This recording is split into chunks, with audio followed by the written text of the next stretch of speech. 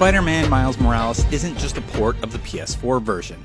It's a testament to what the future of gaming can be on the PlayStation 5. Pushing Insomniac's proprietary engine with ray tracing at almost every turn, a nearly locked frame rate across both modes, impressively detailed surface maps and textures, and in fidelity mode, it's all at native 4K. Everything in Spider-Man Miles Morales shows that Insomniac hasn't been resting on their laurels and have instead been pushing their engine's technology to the next level, putting the PS5 to the test.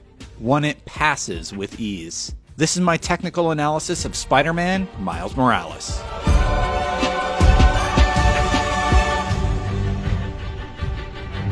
It's been impressive seeing what the first games can do on these new consoles, and one of the newer pieces of technology that's getting a lot of buzz, and rightfully so, is ray tracing.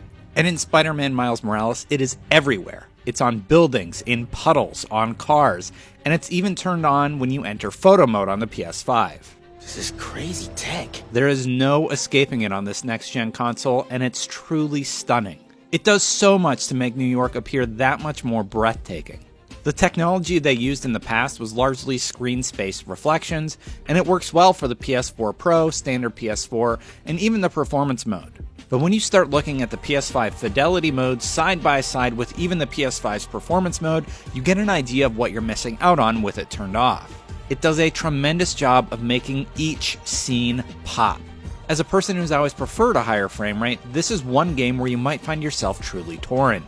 I've placed the fidelity mode side by side with the 60 FPS performance mode here and slowed it all down to 20% speed to show the difference. There's a true fluidity that you simply lose out on when zipping across New York City on fidelity mode.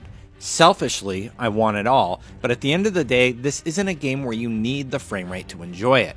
You should definitely give it a try for web slinging, but it drops the visuals like ray tracing while still keeping much of the impressive lighting improvements only available on the PlayStation 5. From my measurements, performance mode is doing a great job keeping close to native 4K with dimensions around 1728p, and I found a few higher, so you're not losing much resolution for the frame rate. But ray tracing, when you're on the ground or in an internal area, it just pops right out and wows you. Here's what Insomniac's core technology director Mike Fitzgerald had to say about their 60 FPS performance mode and the choice it gives players. So we have a temporal solution that we've used for a number of years. And yeah, it's a frame-to-frame temporal method, and we use lots of information about where things are on the screen, how fast they're moving. And that lets us upscale very nicely to 4K.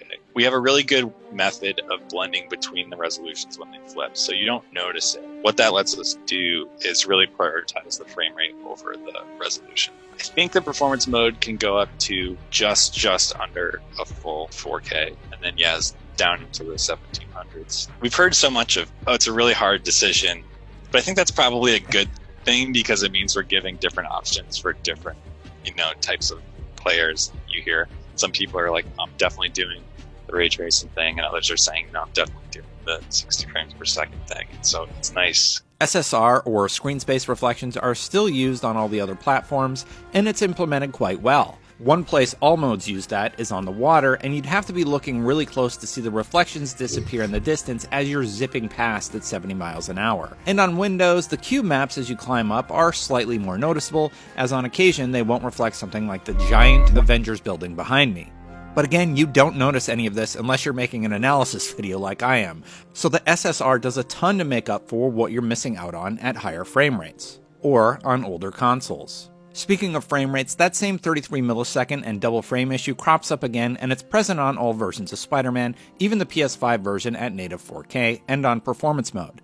Here's what Insomniac had to say about this frame rate issue.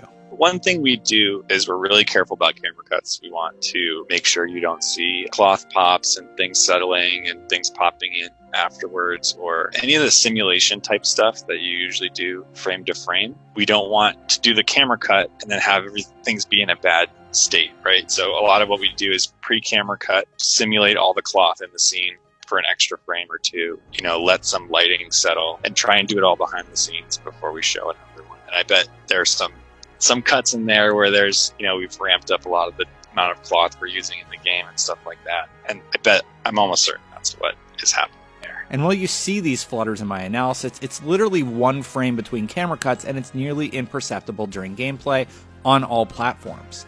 The thing that surprised me even more is that from the base PS4 up through the PS5, they've achieved an almost locked 30 frames per second when you're web slinging in the open world, and if you choose to play at 60 FPS on the PS5, it's going to be locked at 60, and it's going to stay there. But if one platform struggled to stay there, it was the base PS4. The color range seems to be quite reduced, and while web slinging through the open world, you only saw minor drops that you don't notice as you play, but they're there, so I'm calling them out. Regardless, no matter what platform you would play on, it seems that Insomniac has pushed every pixel they can to give you the best experience your hardware can offer, and that deserves kudos. If you're playing on the PS5, native 4K at 30 frames per second is simply stunning. Here's what Insomniac had to say about developing for the PS4 versus the PlayStation 5. Yeah, so part of our work on this game was building in a robust sort of scaling system to have stuff run on all the different types of hardware. We have a lot of PS4 players on the base PS4, on the PS4 Pro, and we really wanted this game to be an awesome example of, tech on that hardware as well, and not only look at the PS5. The PS5 let us do more dynamic lights, obviously the ray tracing stuff that it's been focused on, but really just more nuanced dynamic lighting in general. And our lighting artists spent a lot of time in there saying, okay, we can turn these ones on for the Pro, and these ones on for the 5, and okay, we need to compensate with this on the 4 if we don't have that in. And then HDR comes up, so there's all these different combinations of things, and we have some tools to help them manage that. Diving into some other technical aspects of Spider-Man, we can take a look at the character models on the PS5, which promise to have improved skin shading and spline-based hair, so it moves more naturally. Actually, the fur coat that Miles has on the subway in the opening is a really good example of this. That actually uses all the strand hair, and as you watch him walk around, see all the strands simulated. The city also has several improvements, including more characters on screen at any given time and a longer draw distance. I was able to catch their LOD system in action at a few points, like on this long city street.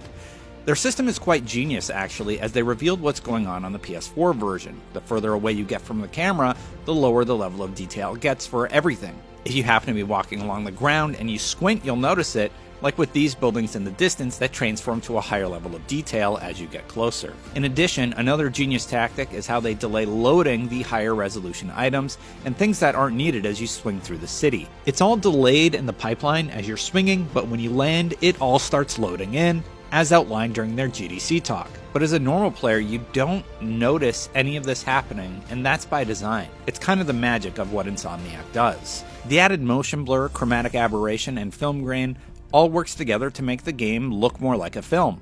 And now they've continued adding to all that with ray tracing, improved character models, and new technology on the PS5 that allows them to expand what they can render in any given scene. And the loading times are next to nothing when compared with older platforms. So all that means more textures, more people, more cars, more tech, and higher levels of detail in each scene. I will say this though, no matter what platform you play on, even the base PS4, the game runs quite well, but the PS5 fidelity option should not be missed, especially if you want to see everything an engine like this can do for an open world game. The frame rate option is also impressive. Insomniac nailed everything here. Spider-Man Miles Morales sets an impressive standard for open world games on the PlayStation 5, and all the other platforms.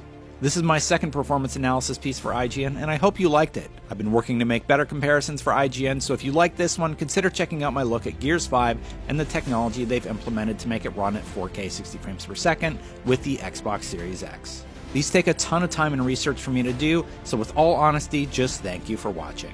Stay tuned for my next performance analysis across both next-gen platforms, where we'll focus on a certain Megaton shooter I'm sure you all love.